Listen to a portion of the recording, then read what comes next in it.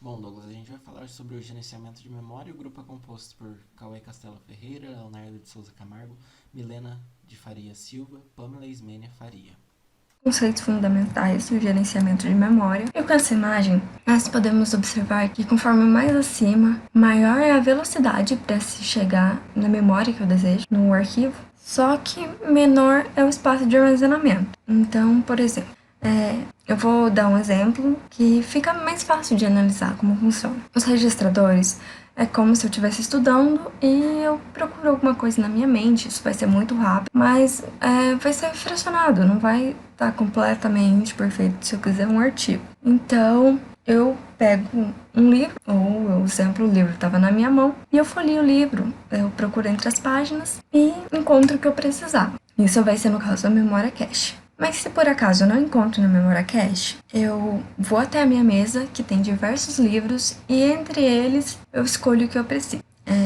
E aí eu folheio o livro e encontro ou não.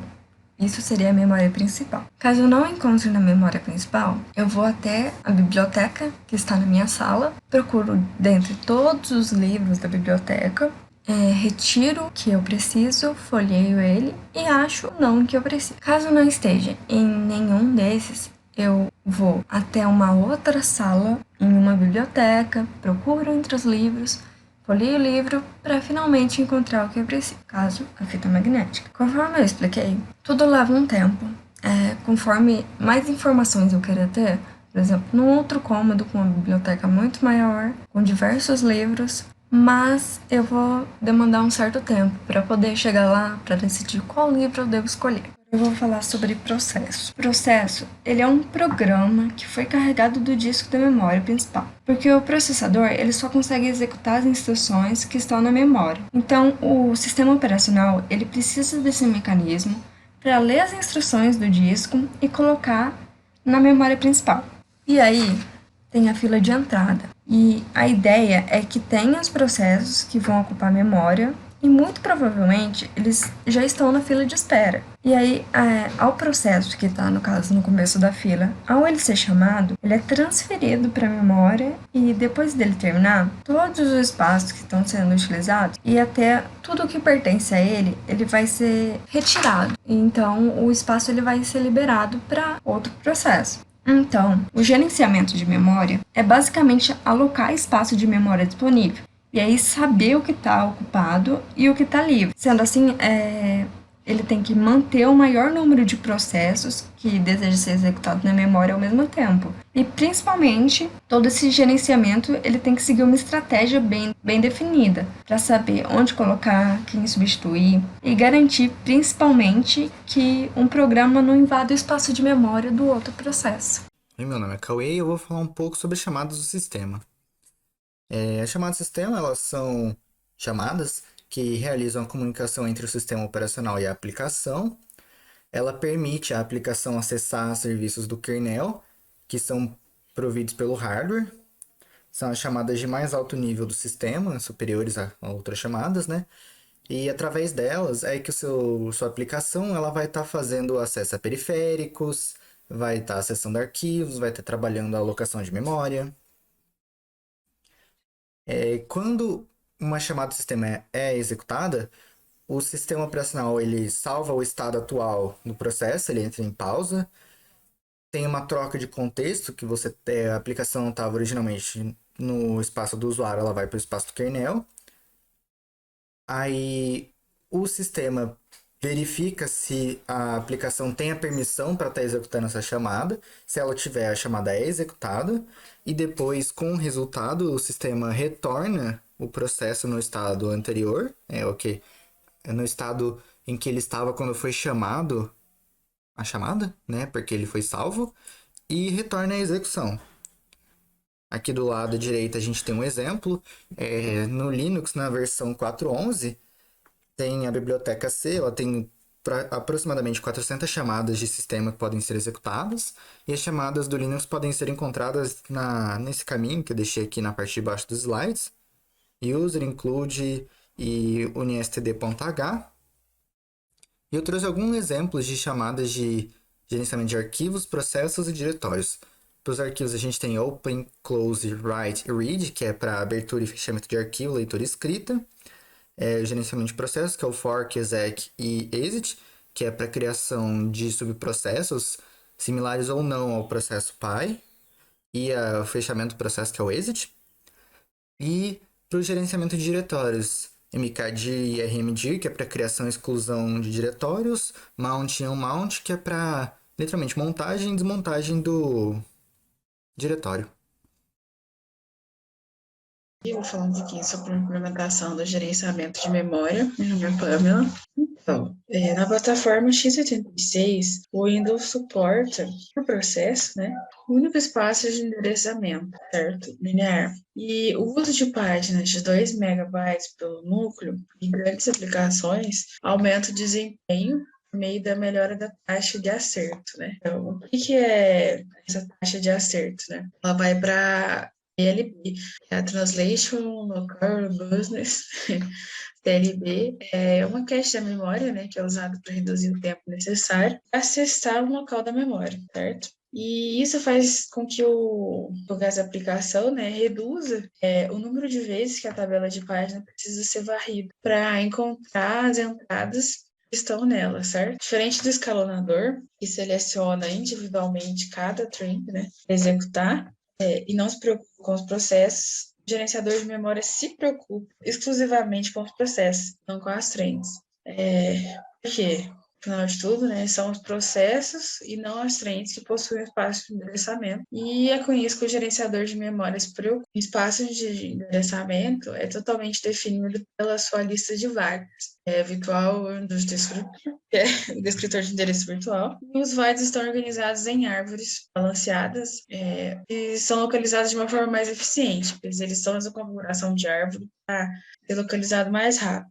O gerenciador de memória verifica, né, a validade do acesso e se a página que faltou cai numa região comprometida, o gerenciador de memória vai lá e busca, né, endereço na lista de var e encontra ou cria a entrada na tabela de página do processo, certo? A pré-paginação do processo também é utilizada durante a iniciação do sistema. Quando uma aplicação é segundo plano, por exemplo, passa a ser primeiro plano e durante a reiniciação do sistema depois da hibernação. A pré-paginação é suportada pelo gerenciador de memória, certo? Mas implementada como um componente separado do sistema. Nessa imagem aqui, por exemplo, são 4 regiões do espaço de endereçamento que foi alocado, certo? Nesse processo A. E quando elas são alocadas, o gerenciador de memória cria um VAD, 2 bits importantes da entrada da tabela da página, são atualizados diretamente pelo hard, né? Os bits A, acesso, isso que eu estou falando é dessa parte aqui. E o D, né? Acesso D suja.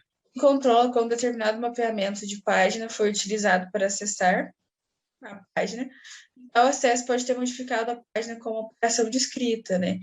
Esse procedimento ajuda no desempenho do sistema, porque o gerenciador de memória ele pode fazer o uso do bit, né, acesso, para implementar o estilo de paginação.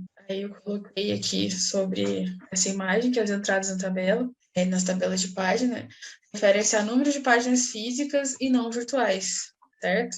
Para atualizar as entradas das tabelas, o núcleo precisa utilizar endereços virtuais. O LRU, né, usada menos recentemente, diz que as páginas não usadas há mais tempo são as menos prováveis de serem utilizadas novamente em futuro próximo. E sobre o tratamento de falta de página, certo? Agora eu vou falar um pouquinho sobre o tratamento de falta de página. A falta de página pode ser considerada como estando em uma das 5 categorias que está aqui embaixo. A página referenciada não está comprometida, certo?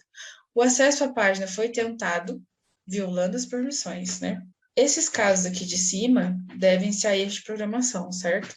Já aqui embaixo, uma página compartilhada do tipo copiar na escrita estava para ser modificada. Esse caso tem os mesmos sintomas desse segundo aqui, né? Questão da programação, mas também um tratamento diferente. É tipo uma tentativa de escrever a página somente para leitura e aí dá erro por conta da programação. A pilha precisa crescer. Ocorre quando um trend coloca um valor na pilha, referencia uma página que ainda não foi alocada, e a página referenciada está comprometida, mas não está mapeada, né? Esse caso é uma falta de página normal, tipo, tranquila, né? Mas ele tem vários subcasos, certo? É como se a página fosse mapeada por um arquivo e o gerenciador de memória procura pela estrutura de dados, certo? Ele encontra protótipos associados. Para certificar que ainda não existe uma cópia na memória, né, pela falta de página, o que o Windows faz, né? Ele prepara e converte as futuras faltas, né, estritas em faltas aparentes, por meio do carregamento das páginas que devem ser necessárias e sua colocação na lista de espera, certo?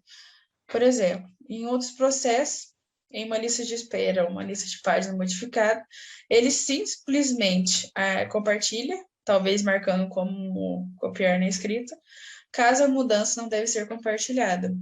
Para a maioria das configurações de CPU, a memória de entrada e saída, né, no sistema atual, é mais eficiente usar a computação, ao invés de incorrer, né, a custos de entrada e saída, que exige muito mais desempenho e energia do sistema, né? Quando uma página física não está mais mapeada pela tabela de páginas em nenhum processo, ela é colocada em uma das seguintes listas, tá? Lista livre, modificada ou em espera. Mais para frente o Léo vai falar também sobre essas listas.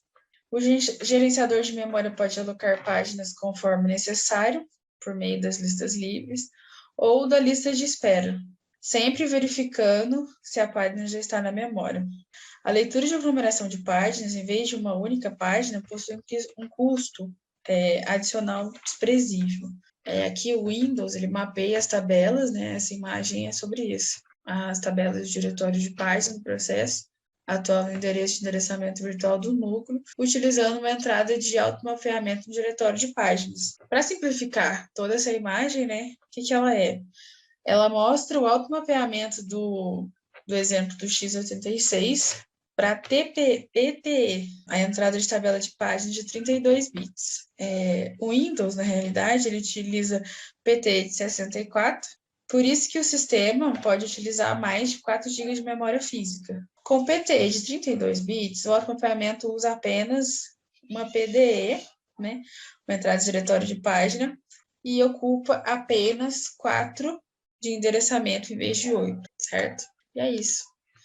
Bom, Douglas, meu nome é Leonardo e eu vou apresentar agora a minha parte do trabalho. Vou falar um pouquinho agora sobre o algoritmo de substituição de páginas. O principal objetivo do algoritmo de substituição de páginas é manter as páginas virtuais mais importantes na memória e as outras que não são tão importantes no disco. Porém, é muito difícil determinar o que é de fato importante. No Windows, por exemplo, ele é definido pelo uso acentuado do conceito de conjunto de trabalho. Então, cada processo, não cada thread, tem um conjunto de trabalho. Esse conjunto consiste nas páginas mapeadas que estão na memória e desse modo podem ser referenciadas em uma falta de página. O tamanho e a composição do conjunto de trabalho variam conforme a execução das threads do processo.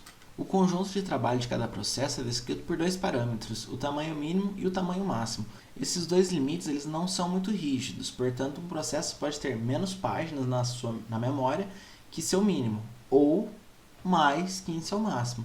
Todo processo inicializa com um mínimo e o mesmo máximo, mas esses limites podem mudar com o tempo ou podem ser definidos segundo o objetivo da tarefa para os processos contidos nessa tarefa. Existem 3 níveis de atividade para o gerenciador de conjunto de trabalho, os quais são periodicamente baseados em um temporizador. Uma nova atividade ela é incluída em cada nível.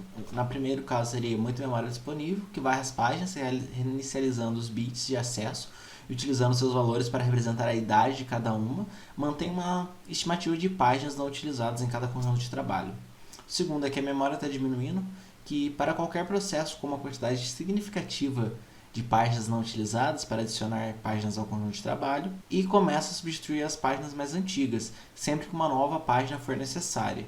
As páginas substituídas vão para a lista de livres ou espera. E tem o terceiro caso, que é a memória está baixa, que remove as páginas mais antigas, diminuindo os conjuntos de trabalho para que eles fiquem abaixo do seu valor máximo. Bom, agora eu vou falar do próximo tópico, que é o gerenciamento de memória física. Bom, todas as páginas do sistema são referenciadas por uma entrada válida de uma tabela de páginas ou estão em uma das 5 listas citadas, que são coletivamente chamadas de base de dados dos números de quadros de páginas, ou Page Frame Number, base de dados PFN. E a estrutura a gente pode ver na figura abaixo. Então ali a gente vê que tem o cabeçalho das listas e tem os estados de em espera, modificadas, livre e zerada. A tabela é indexada pelo número de quadro de página física. As entradas possuem tamanho fixo, mas diferentes formatos são utilizados para os tipos de entradas distintos, por exemplo, compartilhada e privada. As entradas válidas mantêm o estado da página e um contador que informa quantas tabelas de páginas apontam para a página de forma que o sistema saiba quando uma página não está mais em uso. As páginas de um conjunto de trabalho informam quais entradas as referenciam. Existe ainda um ponteiro para a tabela de páginas do processo que aponta para a página ou para a tabela protótipo. Agora, olhando essa nova figura, a gente pode ver que a movimentação das páginas dentro de conjunto de trabalho e as diferentes listas é feita pelo gerenciador de conjunto de trabalho e outros threads do sistema. E quando o gerenciador de conjunto de trabalho remove uma página de um conjunto de trabalho, a página segue para o final da lista de espera ou da lista de modificadas, dependendo do seu grau de limpeza. E isso é mostrado na foto no tópico 1. As páginas de ambas as listas ainda são consideradas válidas, e caso ocorra uma falta de página e uma delas seja necessária, ela é removida da lista e colocada de volta ao conjunto de trabalho sem nenhuma operação de entrada ou saída no disco, como a gente pode ver no tópico 2 ali da imagem. E quando o processo termina, suas páginas não são compartilhadas, não podem ser novamente carregadas nele, assim as páginas válidas da sua tabela de páginas e qualquer uma de suas páginas nas listas de esperas ou modificadas vão para a lista de livres, que seria o tópico 3. E 2 outros threads do sistema são o escritor de páginas mapeadas e o escritor de páginas modificadas, que eles despertam periodicamente para verificar se há páginas limpas o suficiente. E tem 2 threads porque um arquivo mapeado pode precisar crescer como um resultado de escrita, e esse crescimento requer acesso à estrutura de dados em disco para alocar um bloco de disco livre. Quando uma página tem de ser escrita, se não houver lugar para trazê-la à memória, pode ocorrer um impasse. Outro thread é capaz de resolver o problema escrevendo páginas em um arquivo de paginação. O Windows moderno ele introduziu uma camada de abstração extra no fundo do gerenciador de memória, chamada gerenciador de armazenamento. Essa camada toma decisões sobre como otimizar as operações de entrada e saída ao armazenamento disponível. Ele também otimiza onde e como as páginas de memória física são copiadas para o armazenamento persistente do sistema.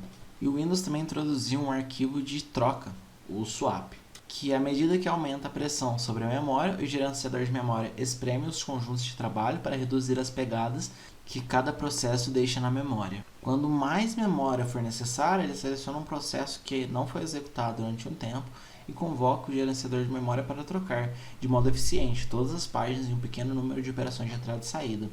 As páginas serão gravadas no arquivo de troca, agregando-as em um ou mais trechos grandes. Isso significa que o processo inteiro pode ser restaurado da memória com menos operações de entrada e saída. O mais importante para se lembrar é que o gerenciador de memória em sistemas reais é muito mais que apenas um simples algoritmo de paginação, como o do relógio ou de envelhecimento. Bom, Douglas, esse foi o trabalho.